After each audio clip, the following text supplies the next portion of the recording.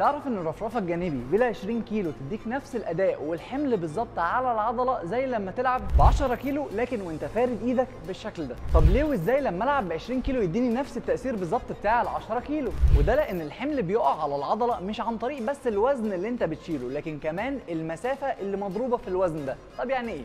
يعني ال 20 كيلو دي هي بتمثل الوزن اللي هو الفورس اللي نازل على الجسم. لما بتني كوعي وبرفع ايديا لحد هنا فالمسافه بتكون قصيره، فهنا المومنت او ذراع العزم عندي بيقل. يعني لو الوزن ده 20 كيلو اتضرب في مسافه نص متر ساعتها المحصله هتكون 10، ولكن لو مسكت وزن 10 كيلو وطلعت بايديا مفروده لحد فوق فهنا الحمل بقى اصعب على الجسم، وده لان بكل بساطه الوزن اللي انا ماسكه اتضرب في مسافه اطول. فهنا ال 10 كيلو لما فردت دراعي للاخر اتضربت في 1 متر فادتني المحصله 10، وده الاجهاد الفعلي اللي هيقع على العضله. عشان كده ال 20 كيلو بتديني نفس التفعيل بالظبط بتاع ال 10 كيلو وانا فارد دراعي، لان مش بس الوزن هو اللي بيأثر لكن كمان المسافه. فال 20 لما اتضربت في نص ادتني 10، وال 10 لما اتضربت في 1 ادتني 10. فهنا في منظور تاني لازم تفهمه وانت في الجيم، وهي طريقه نقل الاحمال وتطبيقها على الجسم. كل ده بنعرفه اكتر في كورس التشريح وعلم الحركه والبايوميكانكس اللي هيخليك افضل مدرب بي تي في الجيم. فلو حابب تبقى انت العظمه اللي جايه ابعت لي رساله ونبدا دلوقتي.